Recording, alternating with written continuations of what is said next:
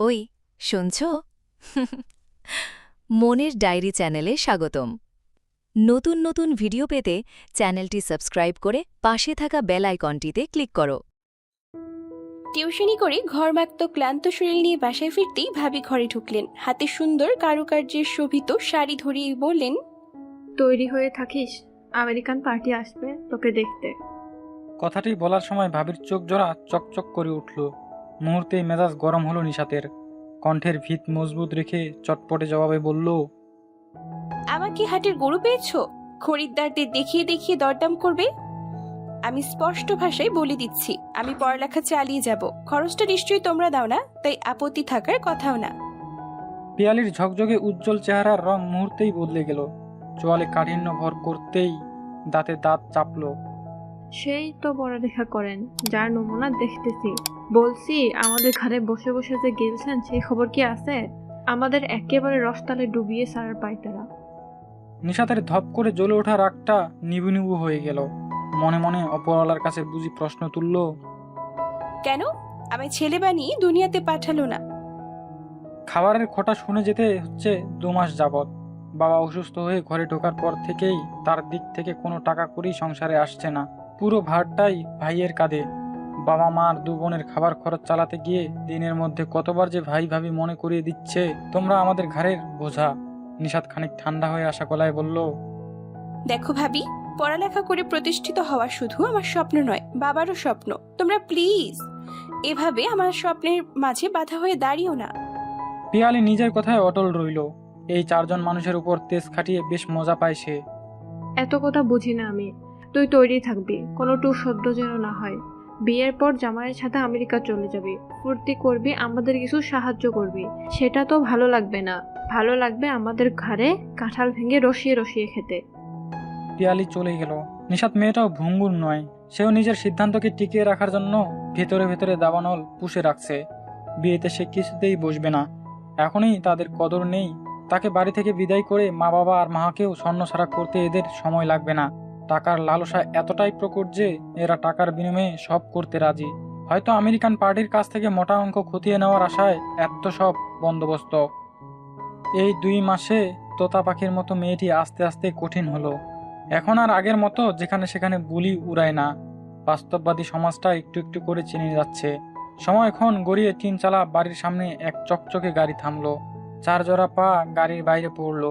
আধুনিকতার ছোঁয়া তাদের বেশ ভালোভাবেই মিশিয়ে নিয়েছে। অবশ্য বিদেশে বসবাসরত মানুষগুলোর রন্ধ্রে রন্ধ্রে আধুনিকতা বাস করবে, এটাই স্বাভাবিক। পিয়ালি আর মাহবুব ব্যস্ত হয়ে পড়লো তাদের আপ্যায়নে। নাস্তা পানির ব্যবস্থা করে পিয়ালি ছুটলো নিশাত তৈরি হয়েছে কিনা দেখতে। তার আর বেশ প্রয়োজন পড়ল না। পরনের হালকা মলিন জামা পরে নিশাত নিজেই উপস্থিত হলো আগত মেহমানদের সামনে। মাহবুব কটমট দৃষ্টিতে পিয়ালির দিকে তাকিয়ে চোখে ইশারা করলো। পিয়ালি দ্রুততার সহিত নিশাতকে ঘরে ফিরিয়ে নিয়ে যাওয়ার জন্য তাড়া দিল। নিশাত গেল না, ধীর হয়ে দাঁড়িয়ে রইল। পাত্রপক্ষকে উদ্দেশ্য করেই বলল, আমি বিয়ে করতে চাই না। আমার মতের বিরুদ্ধে গিয়ে আপনাদের আসতে বলা হয়েছে। একজন ভদ্রলোক নিশাতকে দেখে নারাজ কণ্ঠে মাকে শুধালেন, আগে থেকে জেনে শুনে আসবে না? তাছাড়া দেখে মনে হচ্ছে ওনার সাথে আমার এইজের একটা লম্বা দূরত্ব রয়েছে। I am 35+। এত ছোট মেয়ে দেখবে জানলে আমি আসতামই না।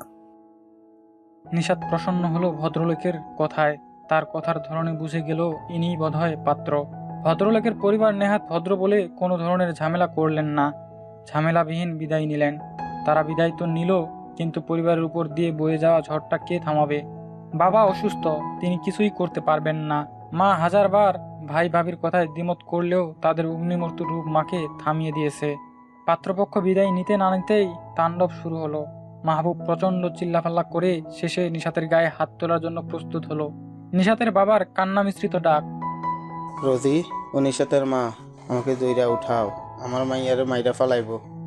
রোজি বেগম স্বামীর ডাকে যাবেন নাকি মেয়েকে সামলাবেন, স্বামীর কাছে না গিয়ে মেয়েকে বুকে জড়িয়ে নিলেন। মাহবুব নামক হিংস্র কবল থেকে বুকের ছায়ায় ঢেকে নিলেন মেয়েকে। মাহবুব ক্ষিপ্র গতিতে নিশাতকে ছাড়িয়ে নিতে চাইল। ভেতর ঘর থেকে মতিন সাহেব হাঁক ছাড়লেন, মাহবুব, কইতাছি, আমার মায়ের গায়ে হাত দিবি না। আমি বালা থাকলে আজ তোর কলিজায় ফাড়া দিতাম। বাবাকে ধমকে উঠল মাহবুব। অত্যন্ত দীর্ঘিত ও উঁচু গলায় জবাব দিল, আপনি একদম কথা কইবেন না। ভালো জায়গায় বিয়ে দিতে চাইলাম, সেটা কি আর ভালো লাগবো? ভালো লাগবো আমার ঘরে বইসা বইসা খাইতে। সংসারের রোজগার তো আপনি করেন না, আমি করি, তাই আমি বুঝি সব। মতিন সাহেবও কম জানে না। বৃদ্ধ বয়সে শরীরের জোর, কর্মক্ষমতা কমে এলেও কণ্ঠের জোর কমল না। তিনি বললেন, আমার মাইয়া পড়ালেখা করব, তোর মতো গন্ড মূর্খ থাকবো না। কম চেষ্টা তো করি নাই তোর পড়ালেখার লাইগা। কত জায়গায় ভর্তি করালাম, লাভ হইল না। মনে বন্ডামি থাকলে কি আর মাথায় বিদ্যা ধরে? আমি না হয় সেকালের পড়ালেখা না জানা মূর্খ মানুষ, কিন্তু আমার মাইয়ারা শিক্ষিত হইব। গণ্ডমূর্খ বলায় নিজের বাবাকে বিশ্রী ভাষায় গালিগালাজ করলো মাহবুব। অতঃপর বলল, কেমন শিক্ষিত হইব? আমার জানা আছে, এক গন্ডি বেড়া মানুষের বিছানা পর্যন্তই। এবারে মেয়েকে নিয়ে খারাপ ভাষা উচ্চারণ করায় উত্তেজিত হয়ে পড়লেন মতিন সাহেব। তিনি ভুলে গেলেন তিনি চলন শক্তিহীন মানুষ। 2 মাস আগেই অক্ষম হয়ে একেবারে ঘরে ঢুকেছেন। তবে থেকেই সংসারে অশান্তি বাড়ল। মতিন সাহেব বিছানা থেকে নেমে যাওয়ার চেষ্টা করে নিচে পড়ে গেলেন। শব্দ পেয়ে নিশাত মায়ের বুক থেকে উঠে দৌড়ে বাবাকে দেখতে গেল। আতঙ্কিত গলায় মা বলে ডাক দেওয়ার পূর্বেই রোজি বেগম উপস্থিত হলেন। মা মেয়ে মিলে বিছানায় তুলল মতিন সাহেবকে। ঝরঝর করে চোখের পানি ছেড়ে দিয়ে মেয়েকে বুকে টেনে নিলেন মতিন সাহেব। অত্যন্ত দুঃখী গলায় বললেন, আব্বা অক্ষম বইলা তোদের এত কষ্ট সহ্য করতে হইতাছে। আল্লাহর কাছে দোয়া কর আব্বা যাতে আবার সুস্থ হইয়া যায়, নয়তো আমায় নিয়ে গিয়া তোদের গা থেকে একটা বোঝা কমাইয়া দি। রোজি বেগমের চোখেও পানি। নিশাতের ভেতরটা ভেঙে গুড়িয়ে গেলেও চোখে পানি আসতে দিল না। অল্প বয়সী মেয়ে হলেও নিজেকে শক্ত রাখার চেষ্টা করলো। আব্বা মা তো অনেক আগেই ভেঙেছেন। মাহা ছোট মানুষ, আর বাকি রইল সে। এখন সবাই ভেঙে পড়লে খুঁটি হয়ে দাঁড়াবে কে? নিশাত আব্বাকে সান্ত্বনা দিয়ে বলল, আব্বা দেখো, একদিন সব ঠিক হয়ে যাবে। আমি একদিন চাকরি করব, তুমি মা সবাই মিলে কত আনন্দ করব। তুমি এখন মরার কথা কেন বলো? তুমি নিজের মেয়েদের সুখ দেখে যেতে চাও না? তাদের রোজগার খেয়ে যেতে চাও না? মতিন সাহেব হাসলেন। মনে মনে বোধহয় ভাবলেন, আমার সেদিনকার ছোট্ট মেয়েটা কত বড় হয়ে গেছে। পরিবেশ আপাততর জন্য শান্ত হলো। নিশাত মতিন সাহেবের দ্বিতীয় পক্ষের সন্তান। মাহবুবের মা মারা যাওয়ার পর কিছুদিন তার দাদি ফুপু লালন পালন করলেও পরক্ষণে মতিন সাহেবকে বিয়ের জন্য চাপ দিলেন। তারা কতকাল এই ছেলেকে লালন পালন করবে? বছর 3 যাওয়ার পর মা বোনের পীড়াপিড়িতে মতিন সাহেবকে বিয়ের আসনে বসতে হয়। সব ঠিকঠাকই ছিল। মাহবুবও রুজিকে আপন করে নিয়েছিল। রুজি বেগমও মাহবুবকে নিজের গর্ভের সন্তানের মতো লালন পালন করেছেন। বিপত্তি ঘটল মাহবুবের বছর 15 বয়স হওয়ার পর। আশেপাশের মানুষ তার কানে বিষ ঢালতে শুরু করলো। রোজি বেগম কখনো ওর ভালো চান না, সব নিজের সন্তানের জন্য করছে। একসময় মতিন আর রোজি বেগম ওকে লাথি মেরে সংসার থেকে দূরে ছুঁড়ে ফেলবে। সেই থেকেই মাহবুবের মাঝে আস্তে আস্তে পরিবর্তন শুরু হয়। তার এমন অসভ্য ব্যবহারে গ্রামের মানুষ এখন আর তেমন কিছু বলেন না। তার বউয়ের ভাষাও অত্যন্ত বিশ্রী। আশেপাশের কয়েকজন মহিলা তার শাশুড়ির পক্ষে প্রতিবাদ করতে আসলে তাদেরও গালাগাল করে। কথা দ্বারা মহিলাগুলোকে মাহবুবের বিছানা পর্যন্ত নিয়ে আসে। ইজ্জতের ভয়ে মানুষ এখন কিছুই বলে না। বিষাক্ত স্বাদের দিন গড়িয়ে ধরার বুকে আধার নামলো। বইপুত্র গুছিয়ে 10ম শ্রেণীতে পড়ুয়া মাহার পাশে শুয়ে পড়ল নিশাত। আজ আর ঘুমেরা ধরা দিতে চাইছে না। এতদিন বাবার ভরসায় কোনো চাকরি বাকরি করেনি, মূলত বাবাই না করে দিয়েছে। তাছাড়া এই অল্প বিদ্যার পড়া দিয়ে চাকরি পাওয়া দুর্ভাগ্য ব্যাপার। টিউশন দিয়ে নিজের পড়ার খরচ চালায়। এতদিনে বুঝলো ছোটখাটো একটা চাকরি তার দরকার। ম্যাথমেটিক্স নিয়ে ন্যাশনালে 2য় বর্ষে পড়ছে। দূর থেকে হুতুম পেঁচা ডেকে চলেছে করুণ সুরে। মন কেমন কু ডাকছে। মনে হচ্ছে কিছু একটা অকল্যাণকর হবে, কিছু একটা হবে। প্রায় শেষ রাতের দিকে চোখ জোড়া ঝিমিয়ে আসলো। পাখির কলতানে মিষ্টি ভরে নতুন দিনের আগমন ঘটলেও দিনটি নিশাত আর তার পরিবারের জন্য মিষ্টি ছিল না। আটকে আসা নিঃশ্বাসের চোখের কোল ঘেঁষে 2 ফোঁটা জল গড়ালো। এটাই কি কপালে লেখা ছিল? এতটা অপদস্থ হতে হলো। 7 সকালে নাস্তা তৈরি করে টিউশনের উদ্দেশ্যে পা বাড়ালো নিশাত। এসব কাজকর্ম আগ বাড়িয়ে তাকে আর মাকেই করতে হয়। বাবা ক্ষুধা সহ্য করতে পারেন না। ভাবি এত তাড়াতাড়ি উঠবে না, আর না নাস্তা বানানোয় হাত দিবে। পেছন থেকে মাহবুবের গরু গম্ভীর ডাক, আইস বাড়িতে উপস্থিত থাকবে, জরুরি আলাপ আছে সবার লগে। নিশাত ভেবে পেল না ভাইয়ের তাদের সাথে কি এমন জরুরি আলাপ থাকতে পারে। মাহবুব তো তাদের গণ্যই করে না, আর না তাদের মধ্যে খেজুরের সম্পর্ক। নিশাত কৌতূহল দেখালো। এমনি এমনি কারণ ছাড়া টিউশন ক্লাস মিস দেওয়া যায় না। তাই সে বলল, কি এমন জরুরি কথা যে আমাকে বাড়িতে থাকতে হবে? মাহবুব তাচ্ছিল্য হেসে বলল, কৈফত চাওয়া শিখা গেছস দেখতাছি। নিশাত কঠিন মুখে বলল, আমাকে যেহেতু থাকতে হবে তাহলে অবশ্যই কৈফিয়ত দিতে বাধ্য। মাহবুব তেরে এসে বলল, খুব চটাং চটাং কথা শিখা লাইছস। নিশাত হাত উঁচিয়ে থামিয়ে দিল মাহবুবকে। দূরে থাকো, গায়ে হাত তোলার চেষ্টা করলে নারী নির্যাতনের মামলা ঠুকে দেব। মাহবুব আগুন চোখে তাকিয়ে বলল, বাড়িতে বিচার বসবো, আমার পক্ষে এতগুলা বোঝা টানা সম্ভব না। আমি চেয়ারম্যান চাচারে খবর দিছি। নিশাতের মাথায় যেন আকাশ ভেঙে পড়ল। শেষ বয়সে এসে বাবা মায়ের জন্য বিচার বসাবে, বিষণ্ণতা আকাশ ছুল, চোখের কোণে জল জমা হলো।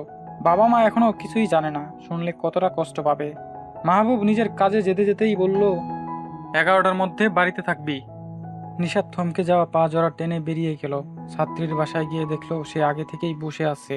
পড়ানোর মাঝে ঝুমুর বলল, ম্যাম, আপনার কি মন খারাপ? নিশাত জোরপূর্বক ঠোঁটে হাসি টেনে বলল।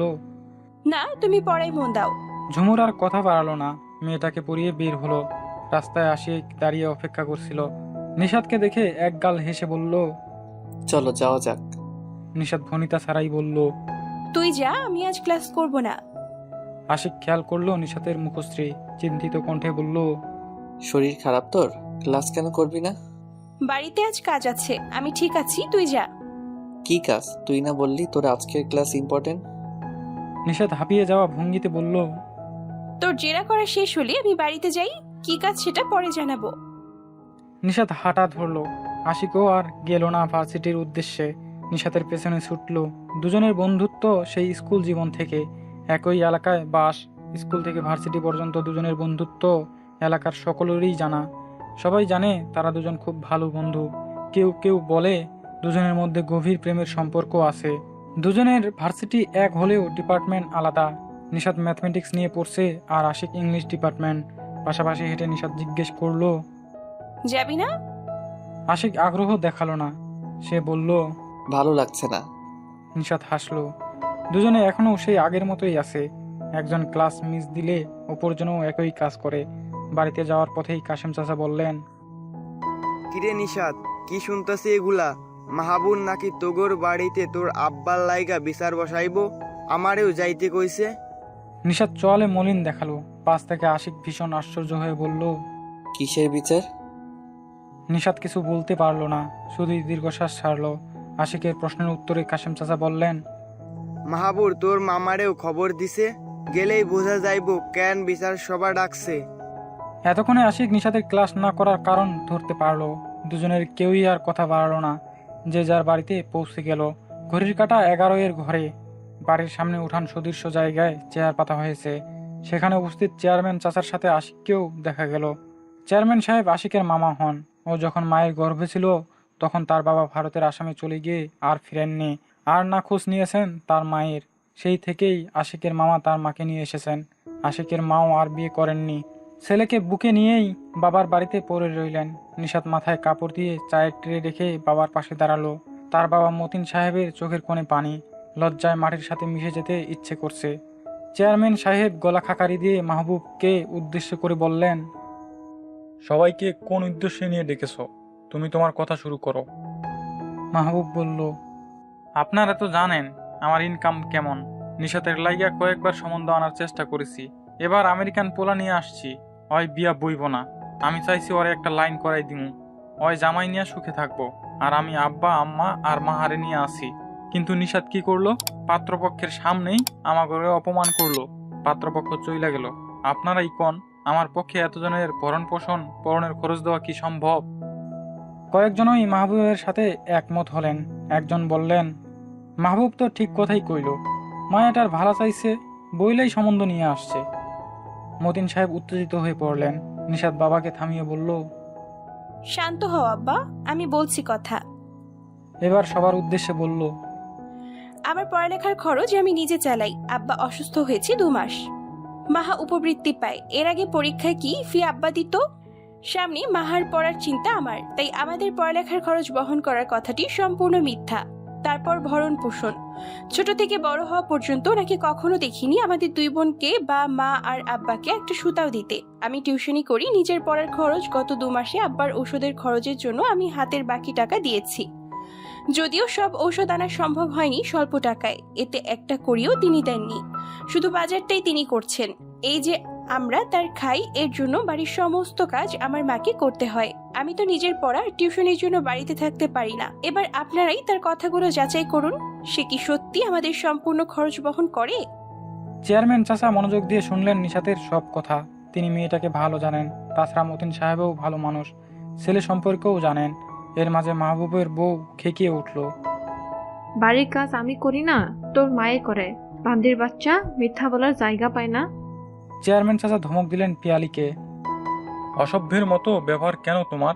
তুমি এই এলাকার বউ, মুখ দিয়ে ময়লা বের হচ্ছে কেন? তোমাকে কি এখানে কোনো কিছু জিজ্ঞেস করা হয়েছে যে তুমি কথা বলছো? মাহবুব অগ্নিদৃষ্টি নিক্ষেপ করলো পিয়ালির দিকে। সে সুযোগে সুযোগে ঘাড় থেকে বোঝা নামাতে চাইছে। এই বেদ্যম মহিলা সব ভেস্তে দিচ্ছে। চেয়ারম্যান চাচা বললেন, মাহবুব, নিশাত যা বলছে সব সত্যি? মাহবুব এবার খোলস ছেড়ে আসল রূপে ফিরল। আমার দ্বারা এতগুলা বোঝা টানা সম্ভব না।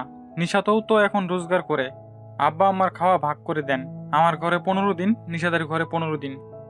নিশাত হাসল বোধ হয়। সে জানতো মাহবুব এমন কিছুই বলবে। চেয়ারম্যান চাচাকে গম্ভীর মুখে দেখা গেল। তিনি সবার সাথে আলাপ করে ভেবেচিন্তে বললেন, কিন্তু নিশাতের পক্ষে এখনই এত সব কিভাবে সম্ভব? কয়েকটা টিউশনি দিয়ে এত দিক সামলাবে কিভাবে? মাহবুব জবাবে বলল, সেইটা আমার দেহনের বিষয় না। সবাই ওর দিকে চিন্তা করে, আমার দিকে কেউ চিন্তা করে না। আমারও তো ভবিষ্যৎ আছে। প্রচণ্ড ক্রোধ আর আত্মসম্মানের দাপটে নিশাত বলে দিল, বাকি 15 দিনও আমি খাওয়াতে পারবো। আব্বা আর মা আমার আর মাহার সাথেই থাকবে। মাহবুবের চোখ চকচক করে উঠল। চেয়ারম্যান চাচা বুঝলেন মেয়েটা উত্তেজনার বশে এরকম একটা কথা বলে দিলেও তার পক্ষে সবার ভার বহন করা সম্ভব নয়। তিনি কৌশলে মাহবুবকে বললেন, নিশাত তার বাবা মায়ের দায়িত্ব নিজেই নিয়ে ফেলেছে, এতে তোমার কি মতামত? মাহবুব বলল, সে নিতে চাইলে আমার তো করণের কিছু নাই। চেয়ারম্যান সাহেব মনে মনে হাসলেন, পরপরই নিজের চাল চেলে দিলেন। নিশাত যখন বাবা মায়ের সারা জীবনের দায়িত্ব নিয়ে ফেলেছে, তাহলে তোমাকে স্ত্রী নিয়ে বাড়ি ছাড়তে হবে। বাবা মায়ের দায়িত্ব নিতে না পারলে সম্পত্তির কানা করিও পাবে না। চমকে উঠল মাহবুব, পিয়ালি দুজনেই। পিয়ালি বলল, তাহলে আমরা থাকবো কই? কেন? বাজারে কলোনি আছে না, সেখানে থাকবেন। তোকে কথা বলতে কে বলেছে? আশিকের কথায় তেতে উঠল মাহবুব। পিয়ালি চেয়ারম্যান সাহেব ভাগ্নেকে ধমকে উঠল, তোকে কথা বলতে কে বলেছে? এদিকে নিশাত চোখের ইশারায় না করছে কথা বলতে। আশিক রাগে ফেটে পড়লেও নিজেকে দমিয়ে নিল। মাহবুব বলল, আমি তো কইছি 15 দিন আমি খাওয়ামো, তাহলে বাড়ি কেন ছাড়মু? অনেক বিবেচনার পর সিদ্ধান্ত হলো মাহবুব নিশাত দুজনেই মা বাবাকে মাসে 15 দিন করে খাওয়াবে। এছাড়া কেউ আর উপায় দেখল না। নিশাত উপস্থিত সবার মাঝে আরও একটি ব্যাপারে খোলসা করে বলল, এই লোকের তেরে এসে গায়ে হাত তুলে আসার স্বভাব বাদ দিতে বলবেন, নয়তো কোনোদিন রান্নাঘর থেকে বটি নিয়ে হাত কোপ মেরে বসবো। আশিক নিশাতের এমন প্রতিবাদী রূপে ভীষণ খুশি হলো। মনে মনে বাহবা দিল মেয়েটাকে। সব সিদ্ধান্তের পর ক্লান্ত নিশাত রান্নায় হাত বসালো। মা কেঁদেই যাচ্ছেন। এমন হলে আর আজ খেতে হবে না। লবণের বাটি থেকে বড় পাতিল পর্যন্ত দুভাগ হলো। বিকেলের মধ্যেই ঘরের মাঝখানে লম্বা বেড়া তোলার ব্যবস্থা হবে। রান্না করতে গিয়ে নিশাত ভীষণ দুশ্চিন্তায় পড়ল। দায়িত্ব তো কাঁধে এসে গিয়েছে। একটা চাকরি যেভাবেই হোক জোগাড় করতে হবে। টিউশনও চালাতে হবে। চাকরি পাওয়া মুখের কথা নয়। বাবা মা আর মাহার প্রথম খাওয়া মাহবুবের ঘর থেকেই শুরু। নিশাতের ঘরে 15 দিন পর থেকে। চিন্তায় আর পেটে খাবার পড়ল না। মুঠোফোনের শব্দ পেয়ে হাতে নিল ফোন। ক্লাস 7 এর ছাত্র রিশাতের মায়ের ফোন।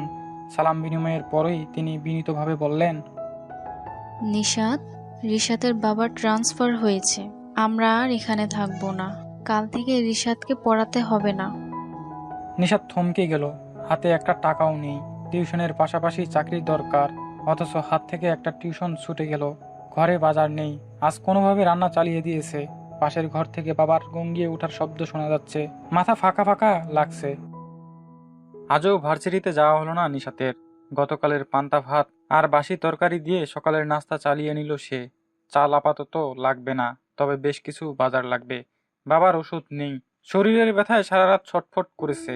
রাতে আর ঘুম হয়নি নিশাতের। বাবার সাথে যে মাও ঘুমায়নি সেটা বেশ টের পেল সে। মাহা তৈরি হয়ে নিয়েছে নিশাতের সাথে বেরোবে বলে। রোজি বেগম নিরলসভাবে মেয়েকে দেখে যাচ্ছেন। নির্বাক তিনি। মেয়েকে কি বলে সান্ত্বনা দিবেন? সান্ত্বনা না দিতে পারুক, সর্বোচ্চ সাহস জুগিয়ে যাবেন। নিশাত মৃদু হেসে বলল, কি খেয়েছো মা? রোজি বেগম হাসার চেষ্টা করলেন, তারপর বললেন, রুটি খাইছি। তুই কি খাইয়ে বাইর হবে? ঘরে তো কিছুই নাই। নিশাত ব্যাগ কাঁধে নিয়ে বলল। আমি ভাত খেয়ে নিয়েছি। তারপর মায়ের চোখের দিকে তাকিয়ে অনুভূতি শূন্য হয়ে বলল, আজও নাস্তা তুমিই বানিয়েছো তাই না? রোজি বেগম কাচুমাচু করে দৃষ্টি লুকাতে চেয়েও পারলেন না, একইভাবে বলে গেলেন, তুই জানোস তোর আব্বার তাড়াতাড়ি নাস্তা লাগে? বইয়া থাকলে কি পেটে খাওন যাইবো? বেশি কিছু বলতে পারলেন না সে, দীর্ঘশ্বাস ফেলে বলল, আমি চললাম, বেশি চিন্তা করো না। আজ আর ঝুমুরকে পড়াতে হবে না, সে নানার বাড়িতে আছে। বাইরে দাঁড়িয়ে থাকা মাহাকে সঙ্গে নিয়ে কিছু দূর যেতেই আশিকের দেখা মিলল। হেসে এগিয়ে এসে বলল, কেমন আছিস? নিশাত স্বাভাবিকভাবেই বলল, ভালো। আজ ক্লাস অ্যাটেন্ড করবি? আশিকের প্রশ্নের জবাবে নিশাত বলল, না, চাকরি খুঁজতে হবে। রিশাতের মা কাল ফোন করে বলে দিয়েছেন তারা এখান থেকে চলে যাচ্ছে। রিশাতকে পড়াতে হবে না। মাহা কাচুমাচু করছে, বোনকে কিভাবে বলবে মনের কথা। আপু এত কষ্ট করছে তাদের জন্য, সে খুব ভালো করেই জানে নিশাতের হাতে এখন 1 পয়সাও নেই, তাহলে কিভাবে বলবে ফর্ম পূরণের কথা। নিশাত অনেকক্ষণ ধরেই মাহাকে লক্ষ্য করে বলল, কি বলতে এত দ্বিধা হচ্ছে তোর? মাহা তটস্থ দৃষ্টিতে তাকিয়ে গলার স্বর একেবারে খাটো করে নিয়ে বলল, ফর্ম পূরণের জন্য 4000 টাকা লাগবে। নিশাত নিভে আসা গলায় বলল, ওহ, আমি তো ভুলেই গেছি তোর ফর্ম পূরণের কথা। কদিন সময় আছে? 7 দিন। ওপরে স্বাভাবিক থাকলেও ভেতরে ভেতরে চিন্তায় পাহাড় তৈরি হলো।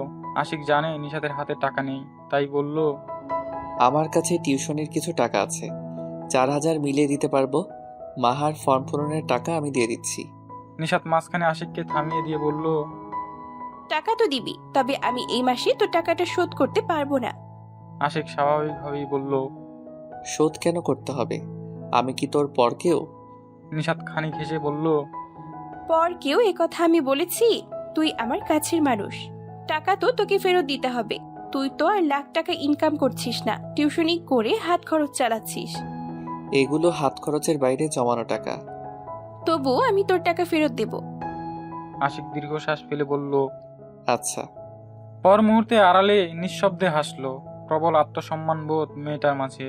হাঁটার মাঝে পাশে থাকা মেয়েটির দিকে নিমিষহীন তাকিয়ে মনে মনে আওড়ালো, এখানে একসময় বিকাল পলাতক হবে, সন্ধ্যা বাড়বে, বয়স। আমি তবু একজন বসে থাকবো অনন্ত রাত্রির দিকে মুখ ফিরিয়ে। তুমি শুধু একবার বলো, ভালোবাসা তোমাতে আছে? মাহার স্কুল আসতেই সে গেট দিয়ে প্রবেশ করলো। পাশাপাশি পা চালিয়ে দুজন সামনে এগোলো। নিশাত জানে আশিক আজও ক্লাস করবে না, নিশাতকে ছাড়া সে ক্যাম্পাসে পা রাখবে না। হাঁটতে হাঁটতেই নিজের সিদ্ধান্তের কথা জানালো। ড্রিমল্যান্ড মডেল স্কুল যাব, দেখি তারা শিক্ষক নেয় কিনা। দুজনে চলল কিন্ডারগার্টেনের উদ্দেশ্যে। কথা হলো তাদের সাথে। 10 দিন তারা নিশাতের ক্লাস দেখবে, এরপর সিদ্ধান্ত জানাবে তাকে শিক্ষক হিসেবে গ্রহণ করবে কিনা। নিশাত রাজি হয়ে গেল। আপাতত এছাড়া সে উপায় দেখছে না। সেখান থেকে বেরিয়ে অজানা গন্তব্যে হাঁটলো দুজন। ঘন বর্ষার মতো আকাশে স্নিগ্ধ কমল এক টুকরো মেঘ উকি দিল। সূর্য ঢেকে গেল আড়ালে। সাদা কালো মেঘের আড়ালে লুকোচুরি খেলে হেসে উঠল যেন। একটু পরেই নামবে ঝিরঝির বৃষ্টি। আকাশের গতিবিধি লক্ষ্য করে আশিক শুধালো, বাড়ি যাবি না? তাড়াতাড়ি চল, একটু পর বোধহয় বৃষ্টি নামবে। আশিকের কথা শেষ না হতেই ইলশে গুড়ি নামলো। পা থামিয়ে দাঁড়িয়ে পড়ল নিশাত। আশিক মাথায় ছাউনির মতো হাত দিয়ে পেছন ফিরে বলল, দাঁড়িয়ে পড়লি কেন? চল। নিশাত এখনো দাঁড়িয়ে আছে ভাবলে সেন। হাত চেপে ধরে একটু দূরে সামনের ছাউনির নিচে ছুটে গেল আশিক। নিশাত বিরক্ত হয়ে বলল, নিয়ে আসলি কেন? দেখছিস না কি সুন্দর বৃষ্টি হচ্ছে। কপট রাগ দেখিয়ে আশিক বলল, এমন বৃষ্টিতে ভিজলে যে জ্বর নামবে সেটা জানিস না? এক রাত জ্বর হয়েও যদি ক্ষণিকের আনন্দ মেলে তবে আমি সয়ে নেব। বর্তমান পরিস্থিতি মনে করিয়ে দিতে আশিক বলল, অসুখ করলে তোর পরিবার দেখবে কে? বৃষ্টিতে পা বাড়াতে গিয়েও থমকে দাঁড়ালো নিশাত। এখন যে আর অসুস্থ হওয়া চলবে না, এখন ছোটার সময়। টাকার পেছনে ছুটতে হবে। জীবনে মায়া আর টাকা দুটোই লাগে। ঝিরিঝিরি বৃষ্টি থেমে গেল। কিছু দূর গিয়ে আশিক বলল, ঝালমুড়ি খাবি? চল, কতদিন খাই না।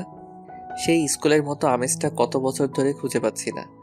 নিশাত ছায় জানিয়ে বলল, চল। ঝাল খাওয়াতে দুজনেই পটু।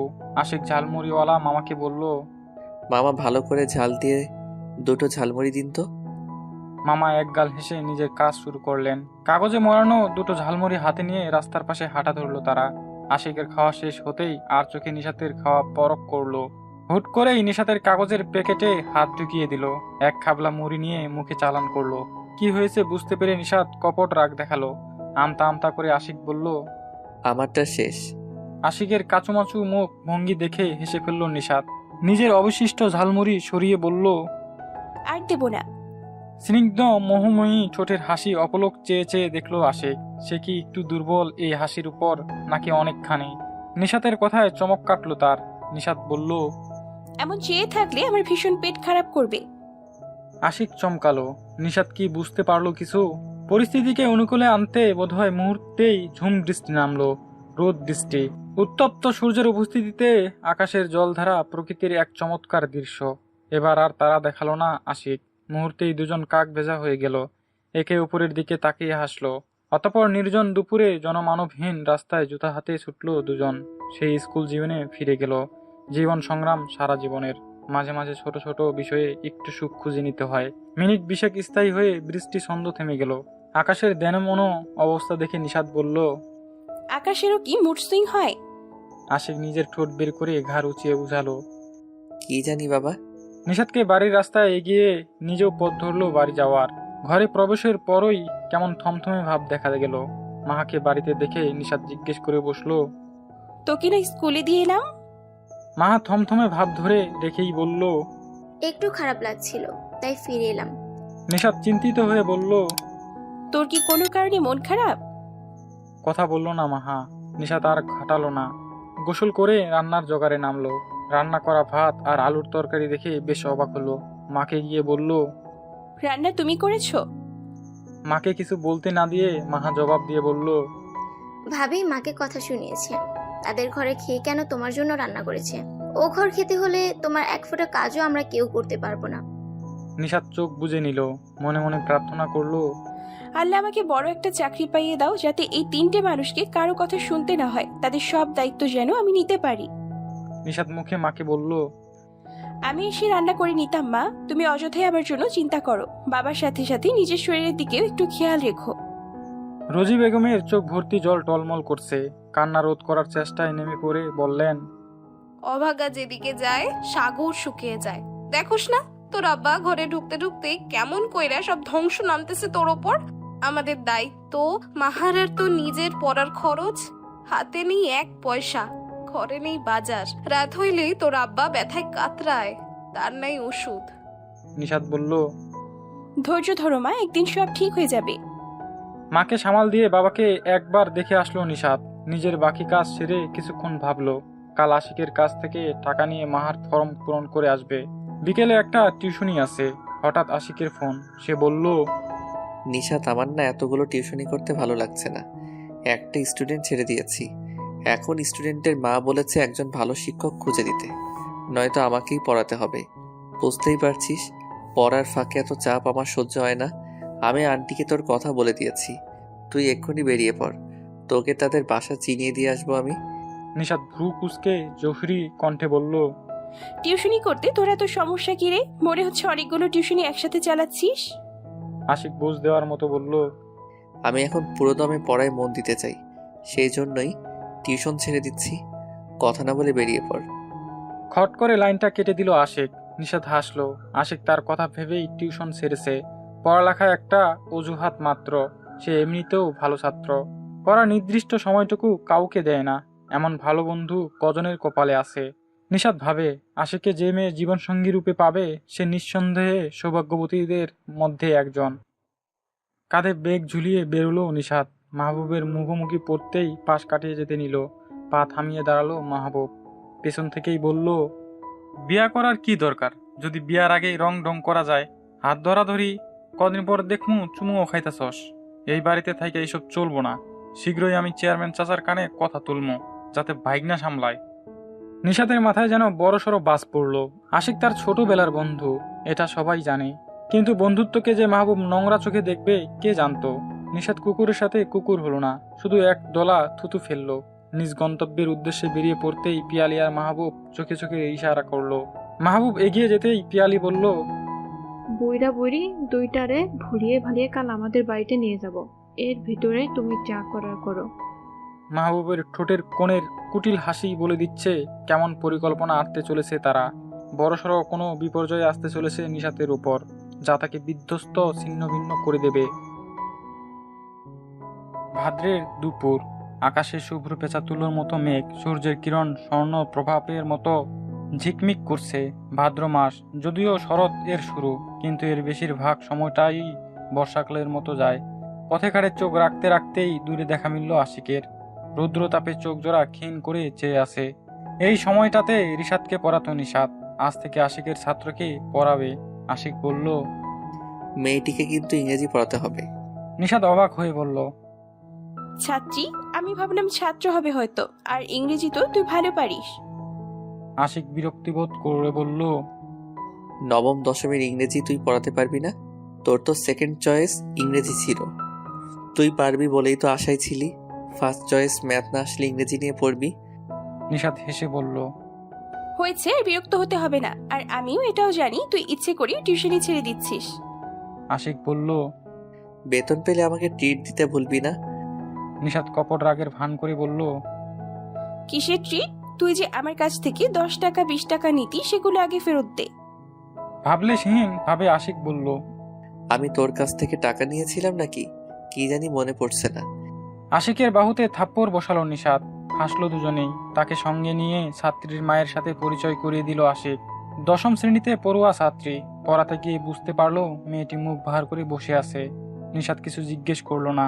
মেয়েটি থমথমে গলায় বলল, ম্যাম, স্যার আমাকে কেন পড়াবে না? আশিক এখন পরীক্ষার প্রস্তুতি নিচ্ছে, তাই পড়াতে পারবে না। মেয়েটি চুপচাপ রইল। কিয়দংশ সময় অতিবাহিত হতেই ঋতু বলল, ম্যাম, আপনার কাছে স্যারের নাম্বার আছে? কথাটি বলে নিশাতের সরল দৃষ্টি নজরে পড়তেই মেয়েটি আপনা আপনি ভরকে গেল। নিজেকে নিয়ে আর কোনো সাফাই দিল না, মাথা নিচু করে নিল। নিশাত মৃদু হেসে বলল, এখন তোমার পড়ার সময়, অন্য সব ভাবার সময় পরেও পাবে। ঋতু মেয়েটি বুদ্ধিমতী, তাই তো চট করেই ধরে ফেলল ম্যাম তাকে কিসের ইঙ্গিত দিয়েছে। আপাতত ম্যামকে না ঘাটানোই উচিত হবে। ঋতুকে পড়িয়ে সোজা রিশাতদের বাসায় গেল। রিশাতের মা ফোনে বলেছেন আজ এসে যেন বেতন নিয়ে যায়। তিনি পুরো বেতনটাই হাতে দিলেন। হাসি মুখে বললেন, ওর বাবার বদলি না হলে এত ঝামেলা হতো না। রিশা তো এখন নতুন শিক্ষকের সাথে মানিয়ে চলতে চলতে অনেকটা সময় চলে যাবে। নিশাতও বিনিময়ে এক টুকরো হাসি ফেরত দিল। তারপর বলল, ভালো থাকবেন আন্টি। শেষ বিকেলে টিউশন শেষে বেরিয়ে দেখলো সন্ধ্যা নামি নামি অবস্থা। বাড়ি যেতে যেতে আরও অন্ধকার নামবে। পথে ঘাটে লোকজন নেই, গা সমসমে রাস্তা। হুট করেই মাথায় টোকা পড়ল। পেছন থেকে আশিক বলল, এমন ভ্যাবলার মতো দাঁড়িয়ে আছিস কেন? চল তোকে বাড়িতে দিয়ে আসি। আমি তো তোর বিনা পয়সার বডিগার্ড। ভয় কমলো। বুকের দুরু দুরু কম্পন স্বাভাবিক গতি নিল। প্রতিদিন এ সময় আশিক তাকে সঙ্গ দেয়। আজ স্টুডেন্টদের বাসা থেকে বেরিয়ে তাকে দেখতে না পেয়ে খানিক ভয় আর সাথে মন খারাপ হলো। ভেবেছিল বখাটেদের খপ্পরে পড়বে। নিশাতকে বাড়িতে পৌঁছে দিতে গিয়ে আর নিজের ফেরা হলো না। বাড়ির সম্মুখে লোকজনের সামনে প্রশ্নবিদ্ধ হতে হলো তাকে। চেয়ারম্যান চাচা এখনো উপস্থিত হননি। বাড়ির উঠানে দাঁড়ানো কয়েকজন লোকের মধ্যে একজন বলে উঠল, দিনে দুপুরে তোমরা কি শুরু করলা এগুলো? আশিক অবাক হলেও নিশাত অবাক হলো না। তার চোয়াল শক্ত, চোখের দৃষ্টি স্বচ্ছ ধীর। বুঝতে পারলো মাহবুবের বিকেলে দেওয়া ইঙ্গিত। আশিক কিছু না বুঝতে পেরে বলল, কি করেছি আমরা?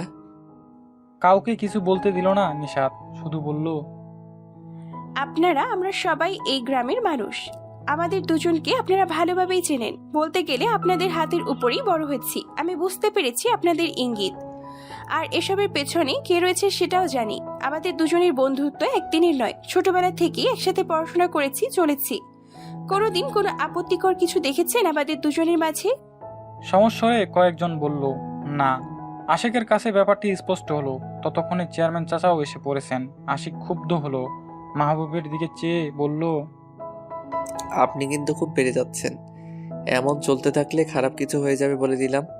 মাহবুব দ্বিগুণ ক্ষেপে উঠে বলল, বাদাইম্মার ঘরের বাদাইম্মা, নিজের নাই বাড়িঘর, মামুর বাড়ি বৈশা রঙ্গলীলা দেখাস, আমরা ধরলেই দোষ। তরতর করে রাগের মাত্রা বাড়ল। চোখ জোড়া বন্ধ করে রাগ নিবারণের চেষ্টা করে সবাইকে উদ্দেশ্য করে বলল, ওনাকে থামতে বলুন, আমি কিন্তু মেরে বসবো। চেয়ারম্যানের কথা শোনা গেল। কি হচ্ছে এখানে? আশিক, এখানে কি করছিস? মাহবুব লাফিয়ে উঠল যেন, তারপর বলল, আপনার ভাইগনারে সামলান চাচা। রাজা করে রাজ্যের বিচার, রাজার ঘরে অবিচার। আপনার ভাইগনা আর নিশাত যে ঘেঁষাঘেঁষি করে এটা দেখেন না? এসব করতে হইলে নিশাতরে এই বাড়ি ছাড়তে হইব। আমি এমন নোংরামি বরদাস্ত করুম না। চেয়ারম্যান চাচা শান্ত হয়েই জিজ্ঞেস করলেন, কি করেছে ওরা? দুইজনের মেলামেশা আপনারাই দেখেন, আমি এসব মানতে পারুম না। আমার যে মাইয়া বড় হইতাছে সেও তো নিশাদের কাছ থেকে এসব শিখব। অনেকেই মাহবুবের মতে মত দিল, ঠিক ঠিক। চেয়ারম্যান সাহেব বললেন, আমি তো ওদের মাঝে খারাপ কিছু দেখিনি। তারা ছোটবেলা থেকে একসাথে পড়েছে, চলাফেরা করেছে, দুজনে খুব ভালো বন্ধু, এটা সবাই জানে। এখন বন্ধুত্বকে যদি খারাপ বলে ওদের শাস্তির ব্যবস্থা করি, তাহলে গ্রামে এমন অনেককেই পাওয়া যাবে যাদের বিবাহের পরও এখনো বন্ধুত্ব আছে। তাহলে তাদেরকে কি করা উচিত? শুধু শুধু ঝামেলা কেন করছো? সবার উদ্দেশ্যে বললেন, যে যার কাজে যান। মাহবুবের টকটকে লাল চক যারাই বলে দিচ্ছে সে কতটা খেপেছে। ভেবেছিল সবাইকে একজোট করে নিশাতকে বাড়ি ছাড়া করবে, এরপর কোনোভাবে আব্বার হাত থেকে আঙুলের ছাপ নিয়ে সম্পত্তি সব নিজের নামে করে নেবে। মাহা একপাশে জড়সড় হয়ে দাঁড়িয়ে রইল। আশিক যাওয়ার আগে এগিয়ে গেল নিশাতের কাছে, তারপর বলল, যদি এই লোক উল্টাপাল্টা কিছু করার চেষ্টা করে আমাকে সাথে সাথে ফোন দিবি। নিশাত নিরলস চেয়ে থেকে বলল, তুই বাড়ি যা। রাগ হলো আশিকের। একবার বললে কি হতো? আমি তোর উপর ভরসা করি, কিছু হলেই তোকে ডাকবো। রাগ চেপেই বাড়ি ফিরল। নিশাত বাবা মাকে না দেখে মাকে জিজ্ঞেস করলো, আব্বা মা কই? মাহা বলল, ভাবির বাবার বাড়িতে নাকি মেহমান আসবে, তাই আব্বা আর মাকে সাথে নিয়ে গিয়েছে। আমাকেও যেতে বলেছে, আমি যাইনি, কাল আসবে তারা। নিশাত হাসলো। আব্বা আর মাকে সরানোর মূল উদ্দেশ্য হলো তাকে ফাঁসানো। তবুও সে অবাক হলো। আব্বা পরে থাকলেও যে এসে ধরে না, সে কিভাবে অচল আব্বাকে ধরে বাবার বাড়ি নিয়ে গেল। সকাল সকাল আব্বা আর মাকে নিয়ে পিয়ালি বাবার বাড়ি থেকে ফিরল। চেহারায় তাকানো যাচ্ছে না। রোজি বেগম যেতে চাইছিলেন না। গতকাল পিয়ালি কেমন যেন বিনয়ী হয়ে গেল। তার ব্যবহার এমন ছিল যে রোজি বেগম না করতে পারলেন না। ভাবলেন বউয়ের বুঝি সম্মতি হয়েছে, আস্তে আস্তে সংসারটা ঠিক হয়ে যাবে। কিন্তু তার আড়ালে কি হলো সেটা তিনি জানতেও পারলেন না। আর না নিশাত কখনো বলবে। মাকেও সাবধান করে দিয়েছে গতকাল সন্ধ্যার ব্যাপার নিয়ে, যেন আব্বা আর মাকে চিন্তা না দেয়। ঝুমুরকে পরিয়ে আশিকের কাছ থেকে টাকা নিল। মাহার স্কুলে গিয়ে ফর্ম পূরণের টাকা দিয়ে আসলো মাহাকে। সেখান থেকে ফিরেই ড্রিমল্যান্ড মডেল স্কুলে পৌঁছালো। প্রথম দিনের ক্লাস সুষ্ঠুভাবে সম্পন্ন হলো। সমস্যা হলো বিকেল 4টা পর্যন্ত ক্লাস, 3:30 থেকে ঋতুকে পড়াতে হবে।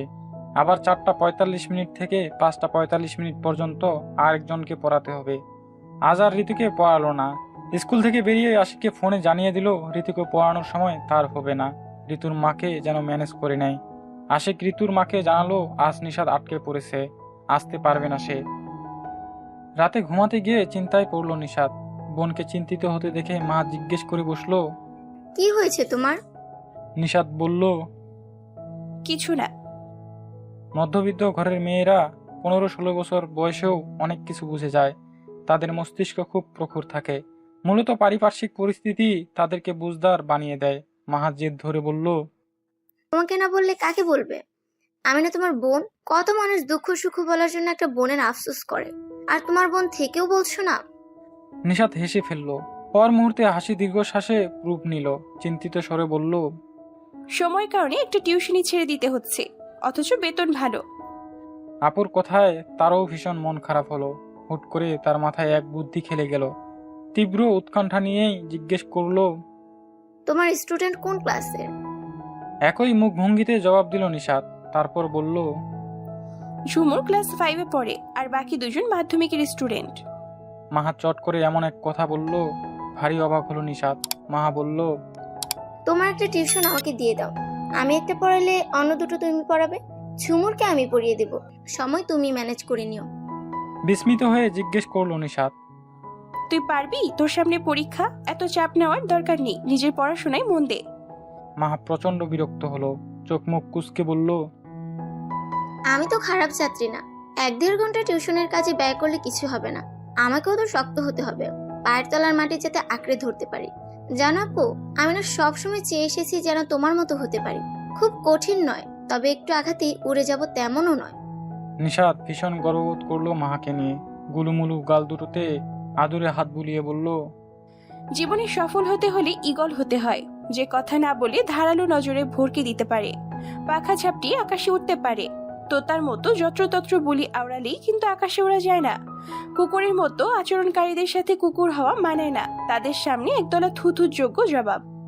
মাহা বলল, বুঝতে পেরেছি, এই জন্য কি ভাবের গালমন্দ শুনে তুমি চুপ থাকো? কেউ তোকে কটাক্ষ করলে চুপ থাকবি, যখন বিতর্কে যাবি তখন সে আরো বলবে, তোর চেয়ে এক ধাপ উপরে থাকতে চাইবে। কিন্তু তুই যখন চুপ থাকবি তখন ধীরে ধীরে তার কটাক্ষের শব্দ ভান্ডার ফুরিয়ে যাবে, সে আর উপরে উঠতে পারবে না। কি বলেছিলাম আমি? তোতা বলিয়া ওড়াতেই পারে, আকাশ উঠতে পারে না। মাহা গভীর মনোযোগে বোনের কথা শ্রবণ করলো। সে বুঝলো পৃথিবী এখনো চেনা বাকি তার। মাহা ঘুমিয়ে পড়লো। মুঠোফোনের শব্দ পেয়ে স্ক্রিন অন করলো নিশাত। আশিক পাঠিয়েছে। একবার শুধু কবিতা হয়ে এসে দেখো, গোটা জীবন আবৃত্তি করব তোমাকে। নিশাত ফিরতি মেসেজ পাঠালো। কি এটা? অনেকক্ষণ পর টুংটাং শব্দ হলো। আশিক লিখলো, কবিতা শিমুল মুস্তাফার লেখা। রিশাতের মায়ের দেওয়া টাকা দিয়ে টুকটাক বাজার করেছে নিশাত। সকালে ঝুমুরকে মাহা গিয়ে পড়িয়ে আসে। সেই সময়ে ঋতু মেয়েটাকে পড়িয়ে আসে নিশাত। তার সাথে ঋতুর একটা চাচাতো বোন যোগ হয়েছে। দুজনকেই একসাথে পড়িয়ে দিচ্ছে। তারপর স্কুল, বিকেলের টিউশন শেষ করে যখন ক্লান্ত বোধ করে তখনই এক চিলতে হাসি নিয়ে আশিক তার অপেক্ষায় দাঁড়িয়ে থাকে। নির্জন সময়টুকু ভয় দূর করতে তাকে সঙ্গ দিতেই আশিকের আশা। ইদানিং সে নিশাতকে ছাড়াই ক্যাম্পাসে যাচ্ছে।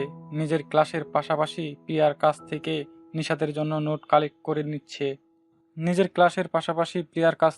নিশাতের জন্য নোট কালেক্ট করে দিচ্ছে।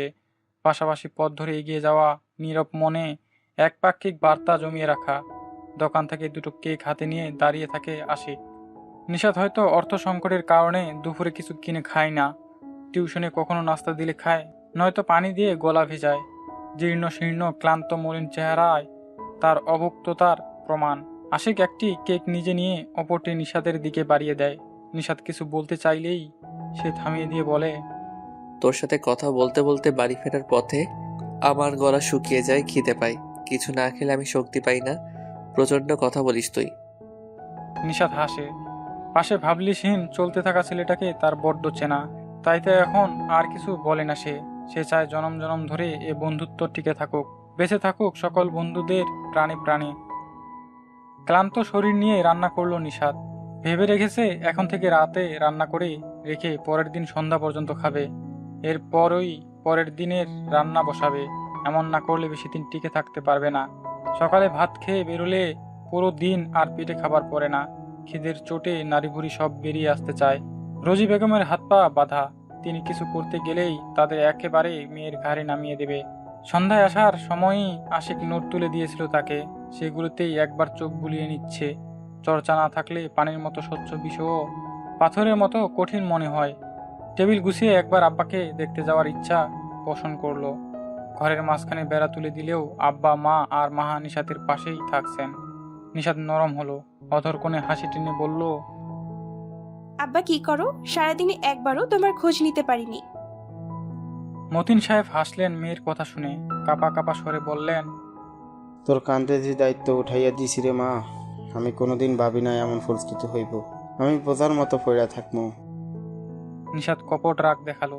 রাগত স্বরে বলল, তুমি কেন নিজেকে বোঝা মনে করো? তুমি হচ্ছ আমাদের মাথার উপরের বটগাছের ছায়া, যার দোয়াতে আমাদের সফলতা আসবে। মতিন সাহেব মেয়েকে ইশারা করলেন ঝুঁকতে। নিশাত ঝুঁকে যেতেই তার কপালে চুম্বন করে বললেন, আমি খাঁটি হীরার মালিক, আমার সাথে দুনিয়ার কেডা আছে? মাহা আড়াল থেকে বেরিয়ে মুখ ভার করলো। মিথ্যে রাগ দেখে নেকা কান্না জুড়ে দিয়ে বলল, সব আদর তোমাদের মেয়ের জন্য। আমাকে ড্রেনে পেয়েছো তো কি হয়েছে? একটু আদর করে দিলে কি টাকা খসে যাবে? মাহার কাণ্ডে সবাই হাসলো। মতিন সাহেব দুই মেয়েকেই দুহাতে জড়িয়ে বললেন, তোরা দুইটাই আমার হীরা। সকালে বের হওয়ার সময় মাহবুবের মেয়ে মাহবুবাকে চোখে পড়লো। দূর থেকে পিট পিট করে ফুপিকে দেখে গেল। নিশাত আশেপাশে তাকিয়ে হাত বাড়িয়ে ইশারা করলো। মাহবুবা এলো না। সেও আশেপাশে তাকালো। মাকে নজরে পড়তেই ঘরে ঢুকে গেল। দীর্ঘশ্বাস ছাড়ল নিশাত। মেয়েটা আগে তার কাছে আসলেও ঝামেলা হওয়ার পর থেকে আসছে না। হয়তো কড়া সুরে না করে দিয়েছে। কথা না শুনলে মেয়েটাকে তুলে আসার মারতেও দ্বিধা করবে না মাহবুব। বৃহস্পতিবার হয় আধা বেলা স্কুল করেই বাড়ি ফিরল নিশাত। আগামী দিন শরীরটাকে বিশ্রাম দিতে পারবে ভেবেই একটু শান্তি লাগছে। সপ্তাহের 6টি দিন জুড়েই দৌড়ঝাঁপের উপর থাকতে হয়। সন্ধ্যার পূর্ব মুহূর্তে বাড়ি থেকে বেরোতে নিলেই আশিকের মা পথ আগলে দাঁড়ান। কই যাস? আশিক স্বাভাবিক প্রশ্ন ধরেই উত্তর দিল, একটু সামনের দিকে যাচ্ছি, আবার ঘুরে চলে আসবো। মা বললেন, নিশাতে লাগে দেহ করতে চাস, তাই তো? সেদিন এই নিয়ে ঝামেলা বাঁধাইলি, কি দরকার আছে ওর লাগে কথা কওনের? মা তুমি এসব বাদ দাও তো। ওই মাহবুবের কাজই হলো মানুষের পেছনে লাগা। ও বউ বাপ, আমি এত ঝামেলা করি না। তোর বাপরে ছাইরা তোরে বুকে নিয়ে পইরা রইছি, কিছু একটা হইলে আমি আর বাঁচুম না রে আব্বা। কথা বলতে বলতে মুখে আঁচল চেপে কেঁদে ফেললেন আশিকের মা। আশিক মাকে আলতো হাতে জড়িয়ে ধরলো, হেসে বলল, তুমি আমাকে নিয়ে এত চিন্তা কেন করো? বলো তো, কিছু হবে না আমার। সবসময় তোমার দোয়া আমার উপর থাকছে তো। মাকে বুঝ দিয়ে নিশাতকে আনতে বেরিয়ে পড়ল। দেখা পেতেই আশিক বলল, কাল তো ছুটি, আজ একটু ধীরে হাঁটো। কতদিন হলো দুজনের একসাথে অনেকক্ষণ খুব একটা গল্প করা হয় না। নিশাত হাঁটার গতি কমালো, ধীর পায়ে এগোতে থাকলো। হঠাৎ আশিক প্রশ্ন করলো, নিশাত, তোর কেমন ছেলে পছন্দ? নিশাত ভ্রু কুঁচকে বলল, হঠাৎ এই প্রশ্ন? এমনিতেই জিজ্ঞেস করলাম, কখনো জানা হয়নি তো তাই। নিশাত কিছুক্ষণ ভাবলো, অতঃপর বলল, সাদামাটা, একটু অগোছালো, একটু দায়িত্বশীল। সে প্রেম নিয়ে নয়, সুখ নিয়ে আসুক। আমি বারবার তার প্রেমে পড়ব। সুখ মানে টাকা নয়, তার বক্ষস্থল যেন আমার শান্তির স্থান হয়। যেমন আমার বাবা কারি কারি টাকা না কামিয়েও আমাদের সুখে রেখেছেন। আশিক অনিমেষ চেয়ে রইল তাকে দেখার তৃষ্ণা এই জীবনে না ফুরাক, তাকে না পাওয়ার খাতায় রাখলেও ভালোবাসার অন্ত না থাকুক। যদি কখনো সময় আসে তাকে জানাবার, ফিরিয়ে দেওয়া ভাঙা মন নিয়েও আজীবন ভালোবাসবে আশিক। তার অপলক দৃষ্টি নজর কাড়তেই নিশাত ভ্রু কুচিয়ে শুধালো, কি? আশিক দুপাশে হালকা মাথা দুলিয়ে হেসে ফেলল। তারপর বলল, একটা কবিতা বলি। কবিতা শোনাই যায়, তুই কিন্তু আগে এমন ছিলি না। এবছর দেরকে হবে কবিতা নিয়ে বেশ ঘাটাঘাটি করছিস। আনমনে বলল আশিক। তার প্রেমে পড়ার পর আমি কবিতার প্রেমে পড়ে যাই। আমার হৃদয়স্থলের সকল অনুভূতি যে এক একটা কবিতার অংশবিশেষ। নিশাতের মন খারাপ হলো, নিজেকে ঠিক রেখে বলল, বাহ, তুই প্রেমে পড়েছিস? বছর কেটেছে অথচ আমি জানলাম আজ। নিশাতের কথায় চমক কাটলো আশিকের। লুকোচুরি ভঙ্গিতে বলল, আরে কবিতা পড়তে পড়তে কথা একটা টান চলে এসেছে, সেরকম কিছু না, আমি তোকে কবিতা শোনাই। নিশাতকে কিছু বলার সুযোগ দিল না আশিক। মেঘের মতো ভার হয়ে রয় বুক, মেঘের মতন থমথমে কি ব্যথা, মেঘ তো তবু বৃষ্টি হয়ে ঝরে, আমার কেবল জমছে ব্যাকুলতা। নিশাত মন্ত্রমুগ্ধের মতো শুনে যায়। ভেবে ভেবে মরিয়া হয়ে ওঠে আশিকের কিসের এত বেকুলতা। হাঁটতে হাঁটতে বাড়ি পর্যন্ত পৌঁছাতেই বিদায় জানালো সে। আশিক দাঁড়িয়ে থাকে, যতক্ষণ না দৃষ্টি সীমানার বাইরে ছুটে যায় কল্পনা বিলাসিনী রমণী। বহু বছর একসাথে কাটানোর পর একটু একটু মায়া, একটুখানি মুগ্ধতা। বছর 3 আগে হুট করেই প্রেমে পড়া, অথচ সেই প্রেম জানে না। প্রেম ক্ষণে ছিল না কোনো শ্বাস, ছিল না কোনো হৃদয় থমকে দেওয়া শাড়ির আঁচল। সাদামাটা কামেজে শ্বেত জলে আচ্ছাদিত রমণী কেমন হৃদয় কেড়ে নিল। প্রেম জাগলো এক অপরিপক্ক পুরুষ হৃদয়ে। সেদিন প্রথম প্রেম জানলো সে। ভালোবাসা ধীরে ধীরে হৃদয়ে ছড়ালো। কাঁচা বাজার কিছুই নেই ঘরে, আজ হাড়িতে কি চড়বে ভাবতে ভাবতে বুদ্ধি পেল। শুকনো মরিচের যা দাম, বয়ামে 4-5টা শুকনো মরিচ পেল, সাথে একটা রসুন আর পেঁয়াজের সংমিশ্রণে করে নিল মরিচ ভর্তা। গরম ভাতের সাথে এই মরিচ ভর্তা অমৃতের স্বাদ যেন। রোজি বেগম নিজের ভাগের একটুখানি তরকারি মেয়ের জন্য লুকিয়ে আনতে গেলেন। পাত থেকে সরিয়ে উঠে আসার সময় পিয়ালি পদ রোধ করে দাঁড়ালো। বাটির তরকারি টুকু কেড়ে নিয়ে বলল, খেতে না পারলে দিয়ে দেবেন, তবুও আমার ঘরের খাবার কোনো কুকুর বিড়ালদের দেবেন না। রোজি বেগম চুপ মেরে গেলেন, এদিক ওদিক দৃষ্টি লুকানোর চেষ্টা মাত্র। পিয়ালির কথাখানায় বেশ জোর ছিল বিধায় ঘরের উপর প্রান্ত থেকে নিশাত কিছুটা শুনতে পেল, কিন্তু ব্যাপারটা বুঝতে পারল না। বাবা মাকে কিছু বলেছে কিনা দেখতে সেদিকে গেল। নির্লিপ্ত ভঙ্গিতে জিজ্ঞেস করলো, কি হয়েছে এখানে? পিয়ালির এক একটা কথা সূর্যের মতো বিঁধল মনে। সে বলল, বাবা মার পুরো দায়িত্ব তো নিতে চাইছিস, তাহলে এখন না খেতে পেরে আমার ঘরের তরকারি কেন লাগবে? লজ্জা লাগে না? না খেতে পারলে মানুষের বাড়িতে কাজ করে খা। এবার মায়ের উপর রাগ হলো নিশাতের। সে তো বলেনি তার তরকারি লাগবে, কেন শুধু শুধু এতগুলো কথা শুনবে? মা আর আব্বার সাথে যখন কেউ উঁচু গলায় কথা বলে তখন তার খুব রাগ লাগে। মায়ের চোখে চোখ রাখলো নিশাত, ঠান্ডা গলায় বলল, আমার তো তরকারি লাগবে না মা, নিজের যতটুকু সামর্থ্য ততটুকুতে আমি তুষ্ট থাকতে পারি, আর কোনোদিন তুমি এমন করবে না। রোজি বেগম টলমলে জল ভরা চোখে তাকালেন। মতিন সাহেবও চুপ হয়ে আছেন। নিশাত ফিরে এসে মরিচ ভর্তা দিয়েই ভাত খেলো। লাল লাল ভাতের দলা মুখে পুড়ছে আর চোখ মুছতেছে। কারো কাছে ছোট হওয়ার চেয়ে ভিটার মাটি কামড়ে মরে যাওয়া ভালো। এই দুনিয়ায় যারা আত্মসম্মান বিসর্জন দিতে পারে তারাই বোধহয় ভালো থাকে। ক্যাম্পাসের পেছনের অংশে ঘাট বাঁধানো দীর্ঘ দিঘির টলমলে স্বচ্ছ জল। দেহ শীতলকরণ বাতাসে দু একটি ঢিল ছুঁড়ে মারছে নিশাত। পানির বৃত্তাকার ঢেউ বিস্তৃত হলো। পাশ থেকে প্রিয়া অনেকক্ষণ ধরে তাকে পর্যবেক্ষণ করছে। সোহেল আর আশিক গেল আইসক্রিম আনতে। আজ গুরুত্বপূর্ণ ক্লাস ছিল বিধায় ক্যাম্পাসে এসেছে। ক্লাসে অ্যাটেন্ড না করলেই নয়। স্কুলের 10 দিন পূর্ণ হওয়ায় আজ ছুটি নিয়েই ক্যাম্পাসে পা রাখলো। ক্লাস শেষে আর বাড়ি ফিরল না। অনেকদিন পর সবার সাথে দেখা, কেউ ছাড়তে চাইল না।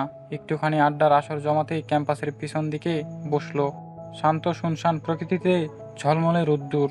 নিশাতের কাঁধে কোমল হাত রাখলো প্রিয়া। ভরসা মাখা কণ্ঠে বলল, কেন এত চিন্তা করছিস? তুই এমন করলে আঙ্কেল আন্টিকে কে দেখবে? মাহাও তো এখনো ছোট। চাপা দীর্ঘশ্বাস লুকালো নিশাত। বন্ধুদের আনন্দ নষ্ট করতে চায় না সে। এইসব বাদ দে, আমি তো ক্লাস অ্যাটেন্ড করি না। তোর পড়াশোনা কেমন চলছে? প্রিয়া ঠোঁট বাঁকালো, তারপর বলল, আর পড়ালেখা? তোকে নোট দিতে হয় বলে ক্লাসগুলো বাধ্য হয়ে করি। এই পড়াশোনার চাপাট নিতে ইচ্ছে করে না।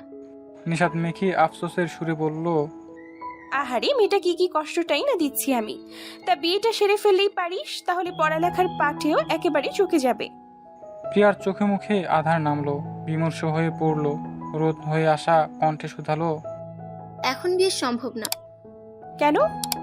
নিশাতের প্রশ্নের জবাবে প্রিয়া হাত চেপে ধরল তার। লুকোচুরি দৃষ্টি ফেলল চারিদিকে। খানিকটা ভয় মেশানো গলায় বলল, তোকে একটা কথা বলতে চাই। আমি এর আগে কাউকে কথাটি বলিনি। কৌতূহল দেখিয়ে নিশাত বলল, কি কথা? খানিকটা সময় নিল প্রিয়া, তারপর হুট করেই বলে দিল, আমি আশিককে ভালোবাসি। ওরও বয়স কম, চাকরি নেই, তাছাড়া মামার বাড়িতে থাকে। এই কথা শুনলে আমার পরিবার আরো আগেই মত দেবে না। থমকালো নিশাত। ধপ করে উঠল অন্তকুটির। দম বন্ধকর এক বিশ্রী অনুভূতি।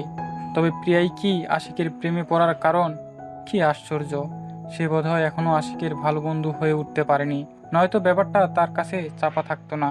সেদিন ধরা পড়েও অস্বীকার করে গেল। নিশাত মৃদু হাসলো। হয়তো হাসিতে তাচ্ছিল্য ছিল, কে জানে, প্রিয়া হয়তো ধরতেও পারেনি। নিশাত বলল, দুজনে এক হতে চাইলেই পড়ালেখা মন দিয়ে কর। যখন দুজনে প্রতিষ্ঠিত হবি, দেখবি পরিবার আর বাধা দিতে আসবে না। নিশাতের মুখোমুখি বসায় তার পেছন দিক থেকে সোহেল আর আশিককে আসতে দেখলো। দুজনের হাতে 4টা কোন আইসক্রিম। সোহেল এসে একটা কোন নিশাতের হাতে দিল। অগাত্তা আশিককে তার হাতের একটা কোন প্রিয়ার হাতে দিতে হলো। বড্ড অস্থির লাগছে, চোখ জ্বালা করছে নিশাতের। দুজনের ভাব খুব ভালোই। এখন তো তাকে ছাড়া ক্যাম্পাসে আসাও শিখে গিয়েছে আশিক। দ্রুত দৃষ্টি ফিরিয়ে নিল সে। নিশাতের খাওয়ায় মন নেই, উদাসীন ভাব। আশিক ছটপট নিজের আইসক্রিম শেষ করে নিশাতকে খেপানোর উদ্দেশ্যে তার হাত থেকে আইসক্রিম কেড়ে নিল। তারপর বলল, তুই যখন খাবি না তখন আমিই খাই। আচমকা নিশাতের কি হলো সে বুঝতে পারল না। আশিকের হাত থেকে আইসক্রিম নিয়ে পানিতে ছুঁড়ে মারল। থমথমে গলায় বলল, আবার আধ খাওয়া আইসক্রিম তুই খাবি কেন? নিশাতের কাজে সকলে হতভম্ব হয়ে রইল। আশিক একটু বেশিই বিস্মিত হলো। এমন কত খাবার দুজনে ভাগাভাগি করে খেয়েছে, আজ কি এমন হলো নিশাতের? নিশাত দাঁড়িয়ে বলল, তোরা থাক, আমি বাড়ি যাব। আশিক একটু আগের ব্যাপারটা গায়ে মাখালো না। ভাবলো নিশাত পরিবার নিয়ে চিন্তিত। তার মন ভালো করার জন্য বলল, এখন বাড়ি যাবি কেন? আজ সবাই মিলে আশেপাশে ভালো করে ঘুরবো, আবার কবে সুযোগ পাবো? নিশাত আশিকের দিকে না তাকিয়েই বলল, তোরা যা, আমি তো না করিনি, আমার কাজ আছে বাড়িতে। তাহলে চল দুজনে একসাথে বাড়ি যাই। প্রিয়া মন খারাপ করে বলল। তুইও চলে যাবি? নিশাতের দিকে তাকিয়ে অনুনয়ের সুরে বলল, একটু থাক না নিশাত, প্লিজ। প্রিয়ার চোখের ইশারা আর অনুনয়ে আর না করতে পারল না নিশাত। সে বলল, আচ্ছা যাচ্ছি না আমি। জেলা সদর থেকে একটু গ্রামের দিকেই প্রবেশ করলো তারা। নীল আকাশের নিচে সবুজের সমারোহ, বিভিন্ন সবজির বাগান, রাস্তার দুপাশে ফসলি জমি। প্রিয়া লাফিয়ে উঠল, আশিকের হাত ধরে বায়না করলো। আমরা এখানে ছবি তুলবো, প্লিজ প্লিজ প্লিজ। আশিক হাত ছাড়িয়ে নিয়ে বলল, আচ্ছা ঠিক আছে, তুই নিশাদকে নিয়ে দাঁড়া, আমি তুলে দিচ্ছি। আশিক প্রিয়া আর নিশাতের অনেকগুলো ছবি তুলল। প্রিয়া একা পোজ দিয়েও নিজের আলাদা কতগুলো ছবি তুলে নিল, যাতে আশিক সন্দেহ না করে। তাই আলাদা আলাদা সোহেল আশিক দুজনের সাথেই ছবি তুলল। আশিক বলল, নিশাদ তুই দাঁড়া, আমি তোর কয়েকটা ছবি তুলে দেই। নিশাত না করে দিল। ডাকবে না। সোহেলের হাতে ফোন ধরিয়ে দিয়ে নিশাতের পাশে দাঁড়ালো আশিক। সোহেলের উদ্দেশ্যে বলল, আমাদের দুজনের ছবি তোল। নিশাত বিরক্ত হয়ে সরে যেতে নিলেই আশিক জোর করে দাঁড় করালো। পাশাপাশি ক্লোজ হয়ে কয়েকটা ছবি তুলে নিল। আশিকের অধর জুড়ে হাসি থাকলেও নিশাতের ছিল মুখ ভার। দুজনকে একই ফ্রেমে দেখে হাসলো আশিক। মুখ ভার করে রাখলেও ভীষণ মিষ্টি দেখাচ্ছে নিশাতকে। পকেটে ফোন গুজে নিশাতের পাশে দাঁড়ালো। প্রিয়া নিজের ছবি দেখতে ব্যস্ত। সোহেলেও একই কাজ করছে। আশিক ঢিমে স্বরে বলল, মন এখনো ভালো হয়নি দেখছি, কবিতা শুনবি? নিশাত ঠোঁটে ক্ষীণ হাসি টেনে বলল, যার জন্য কবিতা ধরেছিস তাকে না শোনালে পারলে জীবন বৃথা হয়ে যাবে তোর। আমাকে কেন কবিতা শোনাতে চাইছিস? আশিক হো হো করে হেসে ফেলল। তারপর বলল, যার জন্য কবিতা ধরেছি তাকে তো অবশ্যই শোনাচ্ছি। এই মুহূর্তে আশিকের প্রাণোচ্ছল সরল হাসিটুকুতে ব্যাঘাত ঘটাতে ইচ্ছে করল না নিশাতের। তাই আর বাড়তি প্রশ্ন করল না। সে জানে নির্দ্বিধায় আশিক একজন ভালো বন্ধু, একজন ভালো মানুষ। হয়তো কোনো কারণে সে নিশাতকে কিছু জানায়নি। সবারই একটা আলাদা জগৎ আছে, ব্যক্তিগত জীবন আছে। তাই আর অযথা অভিমান বাড়ালো না। ধীর স্বরে বলল, শুরু কর। সরু ঠোঁটের ফাঁক গলিয়ে আউড়ে নিল আশিক। মানুষের ভিড়ে মানুষ লুকিয়ে থাকে, গাছের আড়ালে গাছ, আকাশ লুকায় ছোট্ট নদীর বাঁকে, জলের গভীরে মাছ, চোখের আড়ালে স্বপ্ন লুকিয়ে থাকে। তোমার আড়ালে আমি, দিনের বক্ষে রাত্রিকে ধরে রাখে এভাবে দিবস জামি। নিশাত ভ্রু কুঁচকে বলল, তোর কি সবসময় রোমান্টিক কবিতা আবৃত্তি করতে ভালো লাগে? আশিক অসহায় বোধ করলো। যার জন্য আবৃত্তি করলো সে কেমন প্রশ্ন করে বসলো। কোথায় একটু কবিতার ভাবার্থ বোঝার চেষ্টা করবে, তা না করে উল্টা পাল্টা প্রশ্ন করছে। আশিক খেপাটে স্বরে বলল, খবরদার, আমার কবিতা নিয়ে কিছু বলবি না। আমার যখন যেমন আবৃত্তি করতে ইচ্ছা করে আমি তেমনই আবৃত্তি করব। নিশাত এতক্ষণে প্রাণ খুলে হাসলো। আশিককে খেপাতে বলল, কি বিচ্ছিরি আবৃত্তি রে বাবা। রাগাতে গিয়েও হেসে ফেললো আশিক। নিশাতের মাথায় টকা মেরে বলল, বিচ্ছিরি হলেও তোকে শুনতে হবে। বন্ধুদের বিদায় দিয়ে বাড়ি না ফিরে সোজা টিউশনে গেল নিশাত। সন্ধ্যার সময় আশিককে যথারীতি দাঁড়িয়ে থাকতে দেখলো।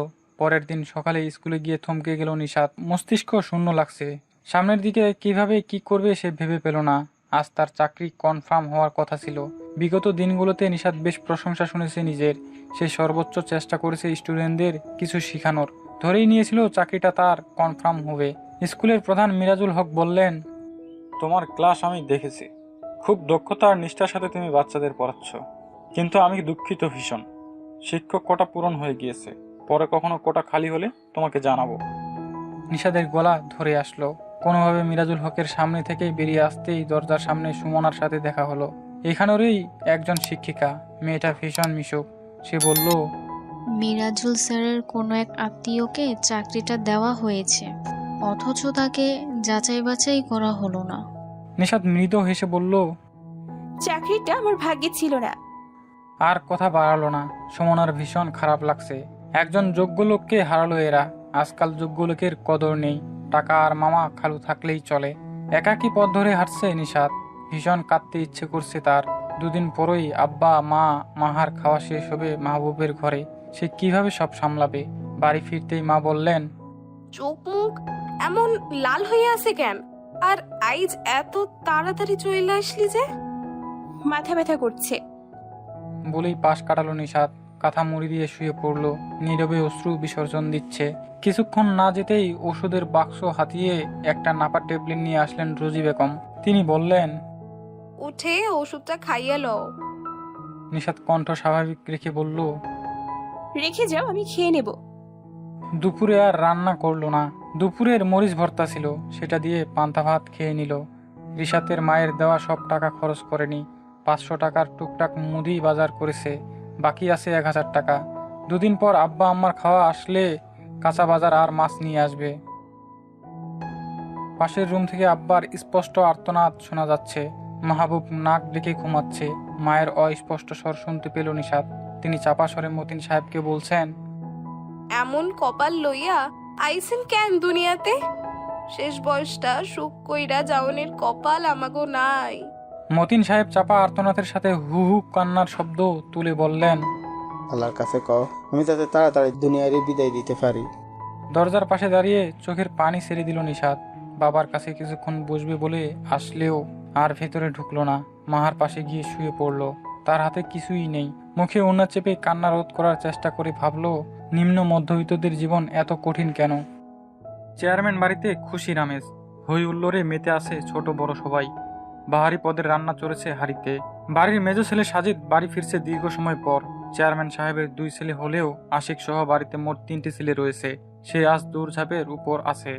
ভাই বাসায় আসছে, মা মামি এটা ওটা আনতে বাজারে পাঠাচ্ছে। নিশাতের সাথে দেখা করার ফুসরত নেই। গতকাল মামিকে নিয়ে ডাক্তার দেখাতে গিয়েছিল বিধায় সন্ধ্যায় দেখা হয়নি। কয়েক বছর পূর্বে IELTS কোর্স করে বিদেশে অ্যাডমিশনের জন্য চলে যায় সাজিদ। তার দীর্ঘদিনের অক্লান্ত পরিশ্রমের ফল নিয়ে আজ দেশের মাটিতে পা রাখছে।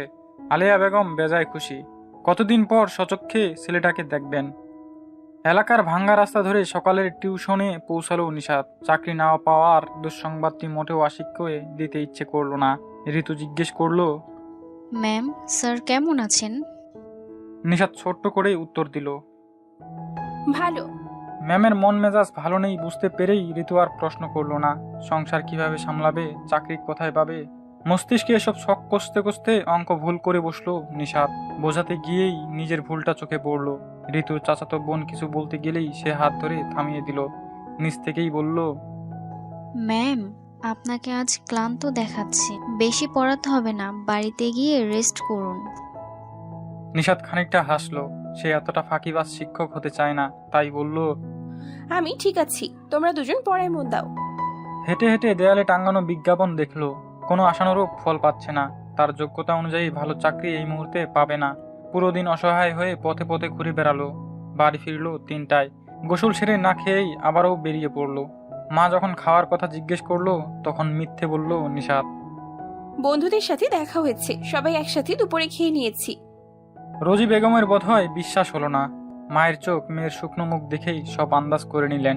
মায়ের তুখোর দৃষ্টি এফোর ওফোর করতে পারল না নিশাতকে। দীর্ঘশ্বাস ফেলে বলল, বাঁচতে হলে আরো অনেক কিছুই সহ্য করতে হবে মা, দেখো একদিন ঠিকই সুখ ধরা দেবে। নিশাত বেরিয়ে যেতেই রোজি বেগম চোখের পানি ছেড়ে দিলেন। পিয়ালি এসেই ঝাঁঝালো স্বরে বলল, এত নাটক কিভাবে যে করতে পারেন? দুপুরে এটো বাসনগুলো ধুয়ে আনুন যান। এতগুলো মানুষের রান্নার পেছনে কলুর বলদের মতো খাটতে খাটতে কোমর ধরে গিয়েছে। বাসন ধুতে গিয়ে ভাবলেন রোজি বেগম, এমন করে তো সংসার চলে না। ওদের সাথে থেকে না নিজেরা সুখে থাকছেন আর না মেয়েটা ঠিক মতো দুটো রান্না করে খাচ্ছে। বিকেলেই বের হলেন তিনি। 3টে বাড়ি ফারাক চতুর্থ এক আলিশান বাড়ির সামনে দাঁড়ালেন। ভেতরে প্রবেশ করে স্বাভাবিক আলাপ চললেও একসময় রোজি বেগম ইনিয়ে বিনিয়ে বোঝালেন তিনি এই বাড়িতে কাজ করতে চান। বাড়ির বউ খানিকটা অস্বস্তি বোধ করলো। এতদিন প্রবল আত্মসম্মান বোধ নিয়ে চলা নারীটি আজ অসহায় হয়ে তাদের বাড়িতে কাজ করতে চায়। নীলার ভেতরকার অবস্থা বুঝতে পেরেই রোজি বেগম আরও ছোট হয়ে গেলেন। ধরা গলায় বললেন, আমার মাইয়া খুব কষ্ট সহ্য হয় না মা। নীলার নিজেকেই কেমন ছোট লাগছে। এই নারীটিকে ছোট হতে দেখলে তারই খারাপ লাগবে। সে এক দারুণ সিদ্ধান্ত নিয়ে বলল, চাচি, আপনি প্রতিদিন সকাল বিকাল এসে আমার শাশুড়িকে একটু সঙ্গ দেবেন। এটা ছাড়া আপনার বাড়তি কোনো কাজ নেই। বাকি সময়টুকু আপনি চাচাকে দেখবেন। রোজি বেগম হাত জোর করে কৃতজ্ঞতা প্রকাশ করলেন। কাজের পাশাপাশি নিজের অসুস্থ স্বামীকেও দেখার সুযোগ পাচ্ছেন। কয়েক বছর পর আজ চোখের সামনে নিজের শৈশব কাটানো বাড়িটি দেখতে পাচ্ছে সাজিদ। দরজার সামনে দাঁড়াতেই ভেতরে দ্রিম দ্রিম হাতুড়ি পেটার শব্দ হলো। আলেয়া বেগম ছেলে ফেরার অপেক্ষায় মুখিয়ে আসেন দরজা খুলতে। কলিং বেলের শব্দ পেয়ে আর দেরি করলেন না, ছুটে গিয়ে দরজা খুলে দিলেন। আশিকের পেছনে দাঁড়ানো নিজের নারী ছেঁড়া ধনকে দেখে দু চোখ জুড়ালেন। সজল নয়নে তাকে থাকতেই আশিক সরে গেল। ছেলেকে জড়িয়ে ধরে হাউমাউ করে কাঁদলেন আলেয়া বেগম। সাজিদ মাকে জড়িয়ে সমানে হেসে গেল। আলতো করে মায়ের কপালে ঠোঁট ছুঁয়ে বলল, এভাবে কাঁদলে হবে? আমি তো ফিরে এসেছি তোমার বুকে।